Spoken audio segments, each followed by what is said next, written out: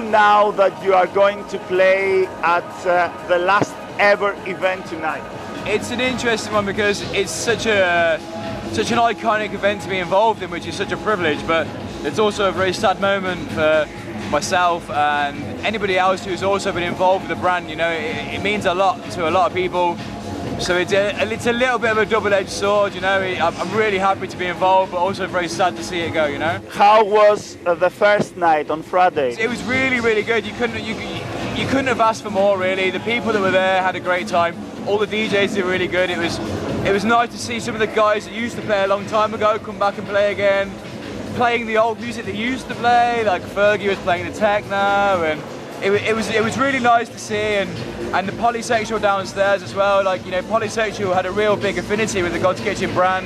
They'd share the same rooms share the same venue in different rooms. So it was also nice to see Polysexual also have a little send-off as well. So yeah, it was nice. It was a nice night. What are you going to play tonight in your DJ set? I'm opening up the second room, which tonight is more for modern trance. So I'll just do my usual warm-up thing. But then at the end of the night, as most people know, there is the last hour is going to be all the residents, and then whichever guest DJs we can rope into it, because we're all going to go back to back to back, and we're all going to play a few classics each, and, you know, give the old girl the send-off she deserves. So yeah, you know, a few classics, some underground stuff, I don't know. We'll see what happens. For how many years are you connected with Godskitchen? As a clubber, I started going in 1999 at the Sanctuary, which is now the Institute. In terms of work-wise, I started working for Godskitchen or Angel Music Group in 2008. I worked for them in various capacities up until 2012. During that time was when I forged my residency as a DJ. Unfortunately, professionally, we had to part companies, but they kept me on as a resident, and here I am now, you know. Which event from the ones that you have played is your most favorite and you remember the most? Is this going to be a strange answer, because I've been very lucky to play the 2 global gatherings. I played after Paul van Dyk in the car park when we closed air. But you know, my actual genuine favourite set I ever played was after Godskitchen had left air. I had the privilege of playing a 2.5 hour warm-up set on a Paul van Dyk night. And I love playing for long sets, and it actually meant so much to me to play for 2.5 hours because it's such a rarity. So whilst that might not be the most obvious answer, that's actually genuinely my favourite set I've ever played. Why do you think it's such a science to be a warm-up DJ? What is the secret of having a good warm-up then? There isn't necessarily a secret, because every warm-up DJ will be different. You know, everyone has their style, and more often than not it'll be dictated to by who's playing after you. I think the most important thing is a DJ needs to have a shift in mentality. They need to understand that they're not there to take the accolades. They're there to let other people take the accolades. So that's really the biggest thing, because sometimes people can get frustrated that you play to an empty dance floor, but you have to understand that that's what your job is. And some people don't like that, that's fine. You know, there's nothing wrong with not liking warming up. I love warming up. Some people prefer to play peak time.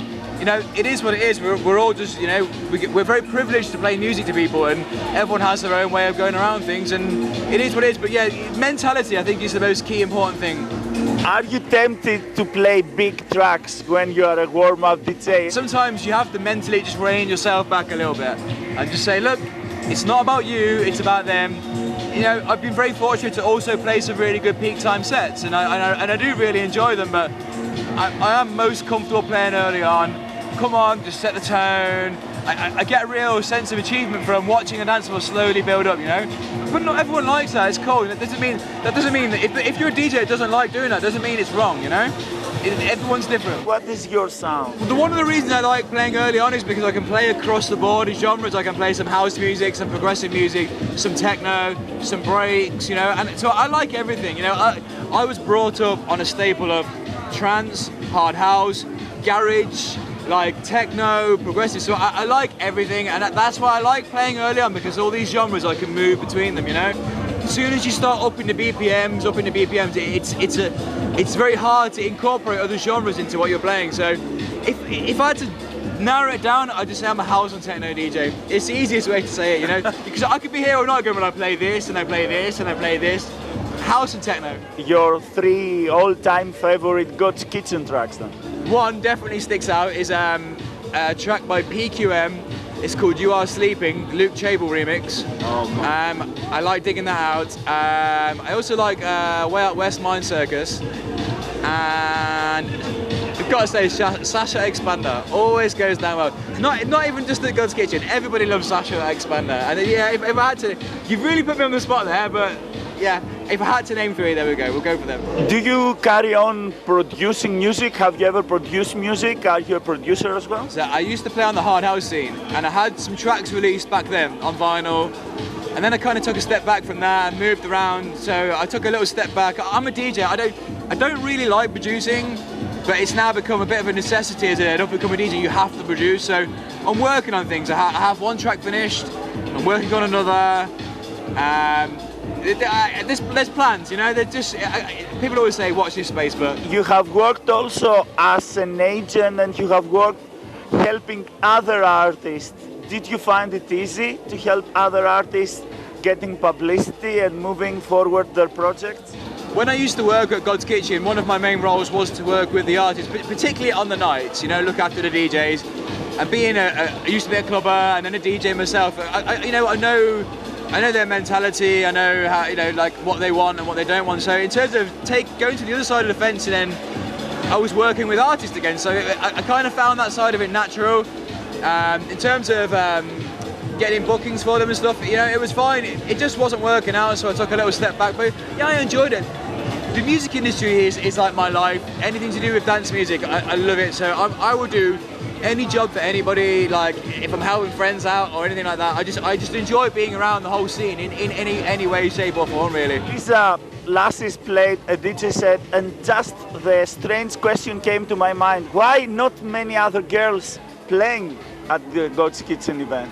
It is a strange one. It's a conversation that comes up a lot, especially in other genres as well. And there's just not many girl trance DJs. There's no other reason for it. There's no discrimination. You know, this weekend's been all about DJs that have had a big part in Godskitchen over the years, and there just hasn't been. You know, like it's not for any other reason than I don't know. Maybe more girls need to start DJing. You know? Yeah, Lisa Lassis was just so amazing when she played her hard house stuff. She was amazing. I was actually stage managing the Polysexual Arena last night, and when she came on, the crowd went crazy. It was really good to see because a lot of her fans don't get to see her play hard house anymore. She dabbled with trance for a little while, then side trance, and she's now doing a techno thing. So it was really cool to see her go back to those hard house roots and give her old fans, you know, what they wanted to hear. And she really enjoyed it, and they really enjoyed it. So there's not really much more you can ask for that. Do you think there is a secret behind the success of Godskitchen? Why it managed to bring so many people and sold out 2 nights? You go back over 20 years, the brand was started by clubbers, people that were passionate about music, and as the years went by, it turned into a little bit more of a business, but it was always ran with people that had the music at heart. I think that from clubbers that sometimes promoters can get a little bit of a bad reputation. They think they're only after money, but listen, I worked for that company for 4 years, and I sat in weekly meetings talking about what we're going to do with the events, and I can guarantee you not once was the most important thing money. The most important thing was always, how can we send them people home with a smile on their face? And I think that is why they've lasted 20 years, because it's always been about the people, give the people the best show they can have, and I think that's really important. Do you think that we reach the last dance because of the festivals? Are the festivals killing the clubs? The club scene had a little bit of a lull in England, and things are starting to turn around a little bit, but what you need, any genre, what it needs, because people will gradually get a little bit older, you'd have more responsibilities, have kids, so you stop going out clubbing. What it needs is like a conveyor belt of new people coming along. And unfortunately, for whatever reason, trance music just hasn't had that. So now all the young kids are listening to deep house and drum and bass and things, so they're doing crazy, you know. Last night there was 4,000 people just on the road listening to drum and bass, you know. Oh, wow. So, you know, unfortunately, for whatever reason, the new kids that are growing up, the 16, 17, 18-year-olds, they're getting into a different style of music, and there's not really a lot you can do about that, you know. But thankfully, we'll give her a good send-off this weekend, and what more can you do other than that, you know, as long as everyone remembers the good times. And it's going to be a sad night for everyone, right? But we had those good times. It's better to have had those good times than never to have them at all, you know.